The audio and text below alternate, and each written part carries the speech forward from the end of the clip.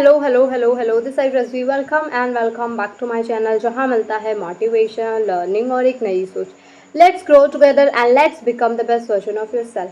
So in today's video we are just going to learn 10 important questions. Like इस video में मैं बात करने वाली हूँ 10 मोस्ट इंपॉर्टेंट क्वेश्चंस की।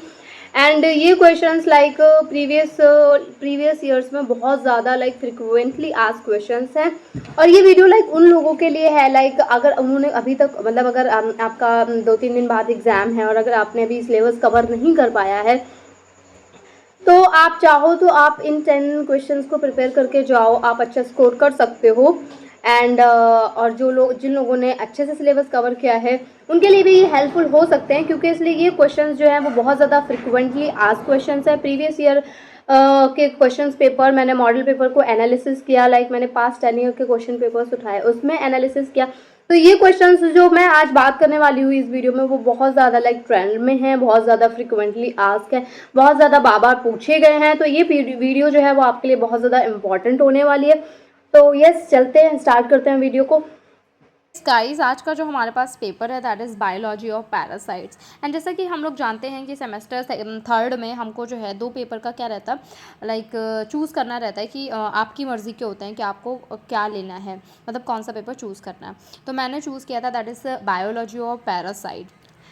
जैसे कि हमें पता ही है कि 2 पेपर जो है वो मेजर रहते हैं, जो आपको कॉलेज वाले ही देंगे, मतलब वो उनका तो कंफर्म ही रहता है कि ये 2 पेपर हैं। लेकिन 2 पेपर के पास आपके पास चॉइस होती है, इलेक्टिव रहते हैं, इलेक्टिव 1 एंड इलेक्टिव 2। तो ये इलेक्टिव 2 है जिसमें से है बायोलॉजी और पैरासाइट।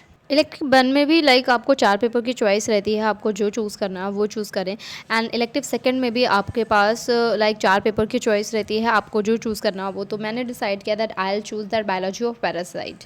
सो यस, आज की इस वीडियो में मैं आपके साथ 10 मोस्ट इंपॉर्टेंट क्वेश्चन शेयर कर रही हूँ बायोलॉजी ऑफ पैरासाइट्स के। एंड ये क्वेश्चंस ऐसे हैं लाइक आपने अगर कुछ नहीं पढ़ा है तो आप ये पढ़ के चले जाओ, आपका काम हो जाएगा, लाइक एटलीस्ट पास तो हो ही जाओगे। तो हमारे पास जो पहला क्वेश्चन है that is give an account of life cycle of Ancylostoma duodenale. तो इसके बारे में आपने बीएससी में पढ़ा होगा। लाइक जब आप इसको डिटेल में पढ़ोगे जाके तब आपका लाइक दिमाग घूमेगा कि यस ये तो पढ़ा हुआ है, तो आपको ज़्यादा दिक्कत नहीं होगी इसको पढ़ने में, क्योंकि इसलिए इस टाइप के क्वेश्चंस बीएससी में काफ़ी आते थे। तो ये वैसा ही क्वेश्चन है, इवन ये बीएससी के सिलेबस में था। तो आप जब पढ़ोगे तो आपको कुछ नया नहीं लगेगा कि ये कुछ नया पढ़ रहे हैं, तो आपको पढ़ा हुआ सा लगेगा। आई होप आपको समझ में आया होगा। Okay, moving to next question, that is explain how an endoparasites adopt itself in the host body. Like आपको explain करना है कि कैसे endoparasites adopt करते हैं host की body में। तो आप जो 12th में like मलेरिया वाला लाइफ साइकिल थी ना मॉस्किटो की, तो आप वो भी बना के समझा सकते हो और आप इसको और अच्छे से बता सकते हो। उसका मतलब ये एग्जाम्पल है। तो इसमें ये पूछा गया है बेसिकली कि एंडोपैरासाइट्स कैसे अडॉप्ट होते हैं होस्ट की बॉडी में। इसको पूरी प्रोसेस को आपको एक्सप्लेन करना रहेगा। तो ये भी आपने बीएससी के सिलेबस में पढ़ा हुआ है, इवन ये 12th में भी था। Okay, moving to third question, that is explain how a parasite selects a suitable host or habitat. तो इसमें आपको बहुत लाइक डिटेल में एक्सप्लेन करना है कि कैसे जो पैरासाइट होता है वो अपने लाइक अपना हैबिटेट या होस्ट को चूज़ करता है। लाइक उसको कैसे पता चलता है कि ये जो मैंने होस्ट चूज़ किया है that is suitable for parasite. आपको समझ में आ रहा है ना इस क्वेश्चन में क्या पूछा गया? इस क्वेश्चन में पूछा गया है कि कैसे पैरासाइट सेलेक्ट करता है सुटेबल होस्ट अपने लिए। यस, आपको इसको बहुत अच्छे से एक्सप्लेन करा है। तो ये भी लाइक पढ़ा ही हुआ है, कुछ नया नहीं पूछा है। आप जब पढ़ोगे तो आपको ये नहीं लगेगा कि अरे कुछ नया पूछ लिया है। मतलब लाइक थोड़ा सा पढ़ा पढ़ा लगेगा, आपको ज़्यादा लाइक मेहनत करनी नहीं पड़ेगी। मतलब ऐसा होता है ना, जब हम पढ़ा बिल्कुल नहीं कोई चीज़ पढ़ी होती है तो उसमें ज़्यादा मेहनत करनी पड़ती है, उसमें नए टर्म्स होते हैं, नई चीज़ें होती है। लेकिन जब चीज़ पढ़ी हुई होती है उसको ऐसा लगता है कि हम इसको रिवाइज़ कर रहे हैं। अगर आपने बीएससी में पढ़ा है तो आपको ऑफकोर्स ये लगेगा कि हमने पढ़ा हुआ है। Okay, next question we have that is describe how parasites produce immunological response in vertebrates। कि कैसे parasites जो हैं immunological responses produce करते हैं vertebrates में, इसके आपको डिस्क्राइब करना है। Like long answer type question है ये, तो आपको लाइक 6 to 100 वर्ड एटलीस्ट लिख के जाना ही होगा। मैं तो ये कहूँगी सारे क्वेश्चन है ना, सारे टाइप के क्वेश्चन उनको लॉन्ग फॉर्म में ही याद करो। अगर वो शॉर्ट में आते हैं तो वो ऑटोमेटिकली आप लिख सकते हो। लाइक जब शॉर्ट पढ़ के जाओगे तो लॉन्ग बनाना मुश्किल होगा, लेकिन जब लॉन्ग बना के जाओगे तो शॉर्ट बनाना इट्स ईजी ना। Okay, next question that is give an account of life cycle of Ancylostoma duodenale. I think ये क्वेश्चन रिपीट हो गया, ये सबसे पहला क्वेश्चन था। Okay, skip it. Okay, let's move to next question. तो ओके, ये तो बहुत बड़ा क्वेश्चन लग रहा है। ओके, इसमें क्या करना है, आपको डिफरेंशिएट करना है किसी दो, मतलब कोई दो आपको उठाने हैं जो आपको लगता है कि जिस पे आप कर सकते हैं। मतलब 4 ऑप्शन है, आपको कोई दो जो हैं सॉल्व करने हैं, और जिनके में उनमें क्या बताना है, डिफरेंस बताना है दो के बीच में। पहले में जो आपको डिफरेंस बताना है that is root knot nematodes and cyst nematodes के बीच में डिफरेंस बताना है। दूसरे में आपको free living and parasitic nematodes के बीच में डिफरेंस बताना है। एंड थर्ड में आपको नेमाटोड एग्स एंड सिस्ट के बीच में डिफरेंस बताना है। एंड डी वाले में आपको plant resistance and tolerance to nematode infections के बीच में डिफरेंस बताना।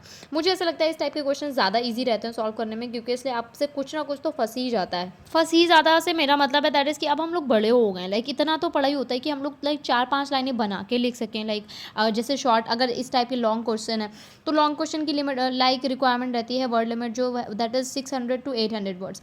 तो अगर ये इसमें अगर इसने बोला है कि 2 सॉल्व करो, क्वेश्चन बोला है कि 2 सॉल्व करो, तो इसका मतलब है कि अगर हम 600 वर्ड की बात करें तो यानी कि जो इसमें 2 सॉल्व करने हैं, अगर मैं ए वाले को 300 वर्ड्स में डिस्क्राइब करूँ एंड बी वाले को 300 वर्ड में, तो हो गया ना आंसर 600 वर्ड्स का। तो आपको 300 वर्ड्स लाइक किसी के बारे में भी लिखने हैं, 300 वर्ड्स लाइक जो आपको आता है उसके बारे में लिखने। तो मतलब लाइक 300 वर्ड्स तो अगर आप दिमाग चलाओ, घुमाओ, तो कहीं ना कहीं से बन के आ ही जाएंगे। कहीं ना कहीं से बन के आ जाने का मेरा मतलब है दैट इज़ कि लाइक एग्ज़ाम में अगर टाइम की कमी ना हो तो अगर हम लोग सोचेंगे तो ऑफकोर्स बनेगा आंसर। लेकिन मेरे साथ प्रॉब्लम ये रहती है दैट इज़ कि अगर टाइम की कमी है तो फिर पैनिक होने लगता है, और जब पैनिक होता है तब मुझे ऐसा लगता है कि मैं आता हुआ भी नहीं कर पाती। और मुझे ऐसा लगता है ये मोस्ट ऑफ द स्टूडेंट के साथ यही वाली प्रॉब्लम रहती है कि अगर उनको पता चल जाए कि टाइम की कमी है तब वो नर्वस हो जाते हैं, और लाइक उनको लगता है कि अब कैसे होगा, अब कैसे होगा, अब तो पेपर छूट जाएगा। तो वहाँ पे दिक्कत आती है, तो वहाँ पे आता हुआ भी हम लोग क्या करते हैं, छोड़ देते हैं। इस टाइप की प्रॉब्लम मैं बता रही हूँ। ओके, चलिए नेक्स्ट क्वेश्चन की बात करते हैं that is general morphology and economic importance of the 3 common plant nematodes के बारे में लिखना है। और ये बेसिकली मुझे ऐसा लग रहा है, मुझे लग क्या रहा है, ये मतलब 101% हम लोगों ने बीएससी में पढ़ा हुआ है। तो अभी तक हम लोगों ने जितने भी क्वेश्चन देखे वो बीएससी में पूछे गए हैं। मतलब लाइक देखा जाए तो वो बीएससी से हमारा जो है रिवीजन ही करवा रहे हैं कि लाइक देखें, अच्छा ट्राई करते हैं कि बच्चों ने एमएससी में आके बीएससी का भूल तो नहीं गए। बेसिकली इस टाइप का ये पेपर है। एंड नेक्स्ट हमारे पास जो क्वेश्चन है that is morphology, life cycle and pathogenicity of Wuchereria bancrofti. आप सच बताना, इस क्वेश्चन को देख के आपको नहीं लग रहा है कि ये क्वेश्चन बीएससी में नहीं पूछा गया था? सच सच बताना। ये क्वेश्चन तो लाइक बहुत बार पूछा गया है बीएससी में, इवन ये 12th में भी हम लोग इसके बारे में पढ़ते हैं बिचेरिया। आपको बस क्या करना है, आपको इसकी मॉर्फोलॉजी लिखनी है, लाइफ साइकिल लिखनी है, एंड पैथोजेनेसिटी ऑफ को लिखनी है बिचेरिया बैनक्रॉफ्टी की। आई होप आपको समझ में होगा इसमें क्या करना रहेगा। ये बहुत ज़्यादा टफ क्वेश्चन नहीं है, बहुत ज़्यादा नया नहीं है, बहुत ज़्यादा ऐसा नहीं है कि आपने देखा आपका सर घूम गया कि यार ये किस टाइप का क्वेश्चन आ गया। और वैसे भी माइनर का मतलब होता है लाइक पास करना। ओके, नेक्स्ट क्वेश्चन हमारे पास है that is methods of nematode extraction from soil and plant sample. आपको मेथड्स लिखने हैं नेमाटोड एक्सट्रेशन के सॉइल एंड प्लांट सैंपल से। तो मैं बेसिकली आपको बताऊं, कुछ भी नया नहीं है। अगर आपके पास बीएससी के नोट्स अभी भी रखे हुए हैं, आपको जस्ट अपने नोट्स उठाना है, उनमें ये टॉपिक्स ढूंढना है, पढ़ना है, और बस एग्जाम पढ़ के आ जाना है। आपको जस्ट इसमें माइनर वाले में पास होना रहता है, अच्छी बात है, अच्छे नंबर आएंगे, लेकिन जस्ट पास हो जाओ, it is like just enough. ठीक है। Okay, moving to last question and that is my favourite type of question, जैसे कि मैंने प्रीवियस बताया ही है। ओके, लाइक इस टाइप के क्वेश्चन लिटरली मेरे तो फेवरेट टाइप के क्वेश्चंस होते हैं। तो आपको क्या करना है, आपको कोई भी, आपको आपके पास लाइक 5 ऑप्शंस हैं। Can you believe it? 5 options हैं, उसमें से आपको कोई 3 लाइक देखना है जिसमें आपको लगता है कि आप क्वेश्चन की रिक्वायरमेंट जो वर्ड लिमिट है उसके अकॉर्डिंग आप लिख सकते हो। आपको बस वही कोई 3 उठाने हैं और बस उनके ऊपर शॉर्ट नोट्स लिख डालना है। शॉर्ट नोट्स का मतलब है लाइक 3 ऑप्शन है तो आप, मैं तो भाई ऐसे हिसाब लगाती हूँ, अगर 600 वर्ड लिमिट है तो आपको 3 ऑप्शन है तो आप एक पे लिखोगे 200 वर्ड, ठीक है, फिर दूसरे पे लिखोगे 200 वर्ड और तीसरे पे लिखो 200 वर्ड, ऐसे हो गए 600। अगर आपको ज़्यादा आता है तो आप लिखो, आपको कोई नहीं रोक रहा, आपको कॉपी भर के आनी रहती है। मैं ये बात उन लोगों के लिए कर रही हूँ जो लाइक बिल्कुल जिनके पास टाइम नहीं था, वो लास्ट मिनट पर देख रहे हैं कि कोई स्ट्रैटेजी मिल जाए, बस उनके लिए बता रही हूँ मैं। तो यहीं पे ये लास्ट क्वेश्चन था, यहीं पे वीडियो एंड कर रही हूँ। और अगर आपको किसी और पेपर के इंपॉर्टेंट क्वेश्चन चाहिए हैं, just let me know in the comment section, I will try to provide you. Thanks for watching, मिलते हैं नेक्स्ट वीडियो में। Till then bye bye, keep learning, keep growing.